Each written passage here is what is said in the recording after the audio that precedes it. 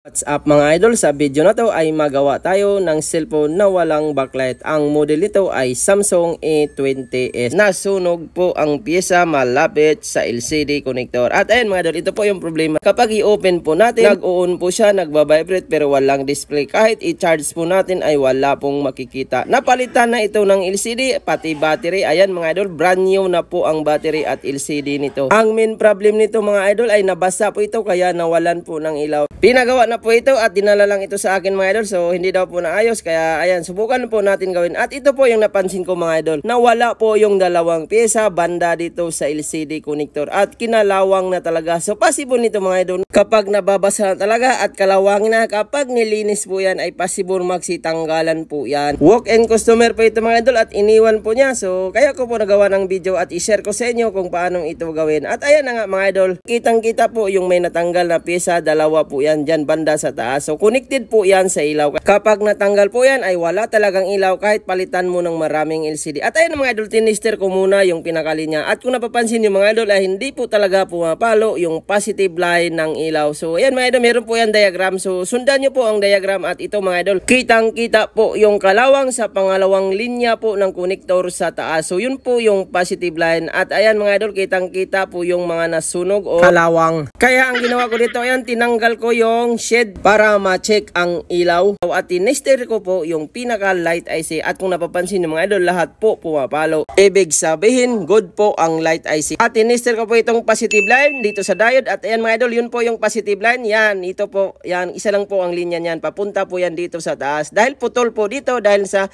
natanggal na pyesa, ang kailangan natin dito ay i-jumper po natin. Paano ba yan i-jumper para magkailaw? At ayan mga idol, gamit po tayo ng jumper wire. So wala po itong ground mga idol. Sa paggawa nito mga idol ay wala pong kinalaman sa light IC, sa coil, kundi nasa linya po yan. Nadadamage lang po yan kapag nababasa at kinalawang. So dito po natin i-jumper, ayan mga idol, sa pinaka diode. So isang connection lang po yan dyan sa pyesa, nakatabi niya mga idol. So meron po yan diagram. So ayan, lagyan po natin ng flux at itap po natin ang jumper wire. Kitang-kita po yung jumper natin, so dyan po natin tinap.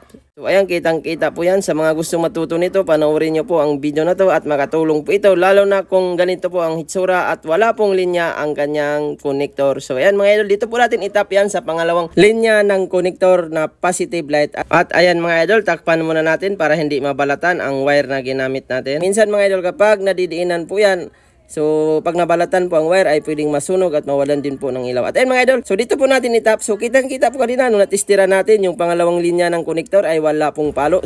Bago tayo magpatuloy sa ating video, shout out muna tayo dito. Ayan lahat, at sa lahat po ng ating viewers na nanonood, shout out sa inyong lahat. At sa gustong magpa shout out, comment po kayo sa video. At ayun mga idol, so itap po natin ng maayos. So nilagay ko po yung screw. At ayan, naglagay po ako ng tip dito. So sa pangalawang linya po ng connector ng LCD, doon na lang po natin itap para mas madali po kumapit ang ating jumper wire. Mag-apply po tayo ng flux para mayroon pong liquid at madali pong kumapit ang pinaka jumper wire doon sa pangalawang linya. So ayun mga idol, kitang-kita po yun mga idol. Sa mga hindi nakakalam, hindi na po tayo gumamit ng microscope dito. Soldering, jumper wire at mata-mata lang po ang ginamit natin dito. At ayun mga idol, pagkatapos po natin na jumper, kitang-kita po yan sa pangalawang paa. At ayun mga idol, i-testing po natin mamaya. Huwag po kayong kukurap. So tingnan po natin kung gumana ba ito. Ang solution na ito mga idol, sa mga hindi nakakalam, kapag nababasa lang po ang pinaka unit or kinalawang at walang linya, ito po yung gagawin nyo po. Huwag nyo pong palitan ng IC, lalo na kung na-tester ninyo na wala pong palo. So madalas po talaga, ito lang po ang problema, kailangan talagang i-jumper.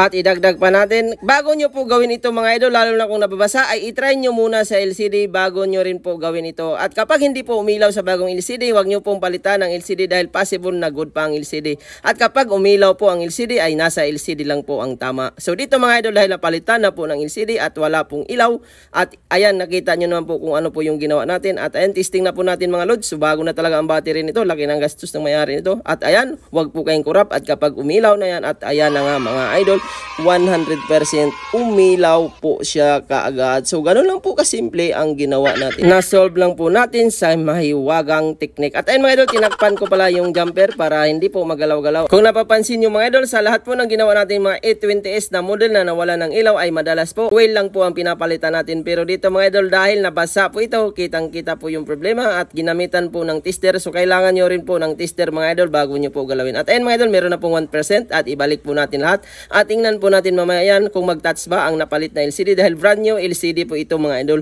So hindi po natin alam kung magta-touch ba ito or normal ba ito dahil bago po ang screen at pinaayos po ito sa ibang mga idol. So hindi po daw alam gawin ang backlight. Kaya ayan, nakita po ang ating mga video kaya dinala po sa atin. At ayan mga idol, good as usual naman, 100% naayos po natin. At maraming salamat po sa nagtiwala nito. At ayan mga idol, nag-request din po pala ng video ang may-ari nito. Kaya ginawaan ko po ito ng video. At para rin ma-share ko sa inyo, lalo na sa mga nagsisimula pa lang gumawa ng cellphone para matuto din kayo. Sana bago po matapos ang video na to at sana paki-like po ng video at paki-share at paki-subscribe po ng ating channel para mas marami po kayong dapat matutunan lalo na sa mga nagsisimula. At ayun mga idol, naglagay po ako dito ng double-sided tape para bumalik ulit sa normal ang takip niya. Stay tuned lang kayo mga idol. Tingnan po natin kung normal na ba ang light ito, natataasan na ba, nabababaan. So ganun po yan mga idol kapag gumawa po kayo ng mga light, lalo na kung nag-jumper kayo mga idol. Minsan kapag short din po ay kusa po yan umilaw at hindi nawawala. At ayun mga idol, iuna po natin. Ang bilis po niyang mag-charge, meron na pong 5% ang battery niya. At wag po kayong kurap, antayin po natin. So una, ilagay muna natin yung SIM card para ma-check din po natin mamaya kung meron bang signal o wala. Dahil nabasa din po yan mga idol. Minsan kapag nababasa ay nawawalan po din yan ng signal. At ayun mga idol, antayin po natin. At kapag nagbukas na ito sa mino ay ma-check na po natin ang ilaw niya kung natataasan ba or nabababaan. At ayun na nga mga idol, subukan po natin i-unlock at ayan na nga mga idol, nag-iilaw po siya kaso lang mahina. So taasan po natin at ayan mga idol, natataasan, nabababaan na rin po ang ilaw. So testing natin yung keyboard, normal po ang keyboard. So meron pong password, so hindi na po natin pakialaman. At ayan mga idol, natataasan, nabababaan na po ang ilaw. Ibig sabihin, normal na po ito na logic na naman natin ang paggawa dito. So ayun mga idol, sa mga nanood nito at naka-encounter kayo ng ganito, subukan nyo po ito at sigurado ako 100% tested po ang ating gawaan. Maraming salamat mga idol. Sana i-support nyo po ating channel. Huwag nyo pong kalimutan mag-like, mag-share at mag-subscribe. Maraming salamat po sa inyong panonood.